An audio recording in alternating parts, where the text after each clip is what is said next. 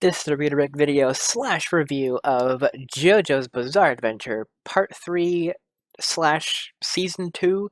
I don't know how to correctly say it, but I'm told it's Part 3. And if you're confused as I am, I don't know what to tell you. Apparently, Part 1 and 2 of Jojo's Bizarre Adventure were, in Season 1, which I can definitely kind of tell from that, like the original JoJo, and then Joseph was part 2, and then part 3 is all about Jotaro. So yeah. Anyways, links is always in the description below. Go watch my reaction to it, and then come back here to see my review of it. So if you don't want to be spoiled to what happened, that kind of thing, I suggest you go click away now before I review these episodes. So you have now to leave. Okay. So, episode 1, 2, and 3. It was pretty interesting. I was expecting, from last time we saw Joseph from last season, or whatever you want to call it, part 2, the end of part 2. It seemed like we were, definitely time skipping. I think it was 20 years, if I remember correctly. So we're kind of 20 years past what happened with the ultimate beings, those guys. So 20 years past those events, Dio has been awakened. He was underwater for 100 years, or I can't remember how long he said. I think it was 100 years. I think. I think he said 100 years. Anyways, so yeah, Dio has been awakened. Yeah, it's they've been hiding his face like on camera, or camera, in the anime. So I'm wondering if there's something wrong with his face, or they're just kind of hinting at the fact that I don't know. They just keep hiding his face. Which we already know who he is because they constantly mention his name. But yeah. So episode 1 was kind of just kind of learning the new magic. So it seems like every part of JoJo, part 1 was all about the mask and like how that kind of transforms people into kind of like vampires in a way. And part 2 was all about the Haman, thanks to Joseph and Caesar, kind of like going through their adventures and trying to get the best they can be at that, and then go and fight the Pillarmen. That's them. And then now we have Jotaro with the stand power. So it seems like every part has like a new element that they're throwing into the mix. Um, so I'm wondering if Jotaro will even have. He's got a stand, but I'm wondering if he has Haman, or however you pronounce it. That power that Joseph has. I know Joseph has it because he used it against this little bug creature in episode 3, I believe. Yeah, I think it's episode 3 when he used it there. Or potentially episode 2. I think so. But yeah, so we got to see kind of a little bit about Jotaro and his stand, and how he thinks it's like an evil demon, or spirit or whatever, kind of controlling him. It was kind of funny, him in the jail cell with like all the other inmates kind of like scared of him because of what he could do. Um, and at first I think it was basically him kind of um subconsciously kind of controlling his stand. Um, not fully controlling it kind of thing. So he never had like full control over it. It's kind of like just subconsciously doing it. But I think now that he's been using it, he's getting a better understanding about it, and he can actually control it, like we saw in episode 3 when he ripped out that kind of like bug creature from the guy who is now part of the team. Um, who he has a cool stand too. I like his stand. Um, all the stands are pretty cool. I like the Egyptian guy stand, the bird phoenix stand. That was a really cool one. The kind of fire phoenix. Yeah, Joseph's stand is pretty interesting. It's not like a it's not like a person. It's like plants or thorns or whatever, which is pretty interesting. So I guess they can come in different varieties. Um, so yeah, it's pretty interesting. It's pretty interesting indeed. So it seems, or not seems, it is.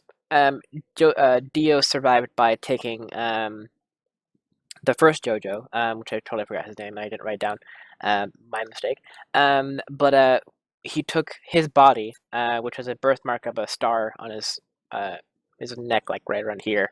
And all Jojo descendants have it. Um, so Joseph has it, and Jotaro has it as well, and the mom has it as well. Um, and she in episode 3 we find out that she's got a stand too. I have a theory on that. So basically, um, I talked about it briefly in the reaction, but I'll kind of go a little bit more in depth with it here. So Jotaro's mom, or if you want to go by it also, Joseph's daughter, the third. No, wait. Okay, so there's the first Jojo, the son that died, then Joseph, then the daughter, and then Jotaro. So, how many is that? I don't know. The girl, she's got kind of like thorns in her back. And the new character who joined the group that Jotaro saved from the squid creature, um, he mentioned something about her being, kind of this kind of aura about her that kind of like makes you calm and like that kind of thing. And that got me thinking. I was like, wonder if her stand is actually active right now, constantly active, and it's kind of like sucking away everybody else's kind of like anger or like emotions and everything, and she's just like containing it with like the flowers or whatever on her back, um, and it's like slowly kind of like killing her on the inside. Um, I'm wondering if that's what happens. Just the way he said it, it seemed like it was kind of like you know use that little tidbit of information like to like just like kind of sprinkle on us, and then like later we find out like that's her power kind of thing. um Much like Jotaro's power is what they call it, star platinum, that kind of like big kind of brute guy he has with him, and then the Egyptian guy has the phoenix kind of power, and then Joseph has the vines or whatever. And it seems like Dio has that same vine too as well. Dio used the same power to. He didn't smash the picture or the camera like Joseph does. Because Joseph says he has to smash a 30,000 yen camera every time to effectively do it. But then we saw Jojo, no, we saw Dio, like kind of did the same thing, but he didn't smash the camera. He like kind of touched it or whatever, like hit off of it, or it's like a really good camera and he can't smash it. I don't know, or it has Haman or whatever built into it, so it can't be destroyed.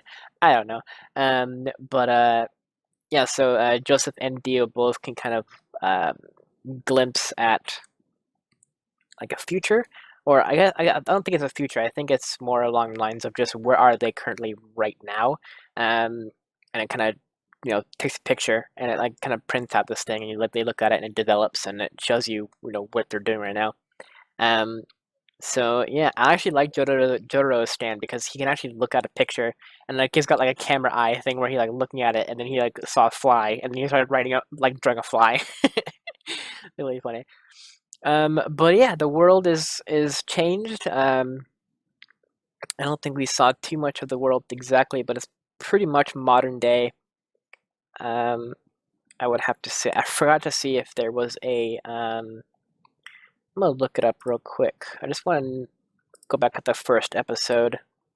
Pull it up on my screen real quick. I want to see if. Okay, 1983. That was when Dio kind of rose from the water. So I wonder if that is the current time, or if it's in a little bit in the future, a couple years later, kind of thing. So that's what I'm wondering. Maybe a few months. Also, Jojo is 17 years old. So there you go. Okay, 1987 in Japan. That's when this part 3 takes place.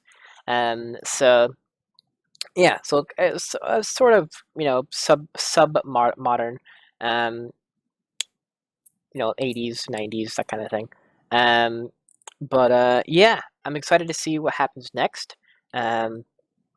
We did kind of see a little tidbit of a new character, which I don't want to speculate too much because then I might spoil myself, whatever. But he looks pretty cool. Yeah. What else? What else? What else?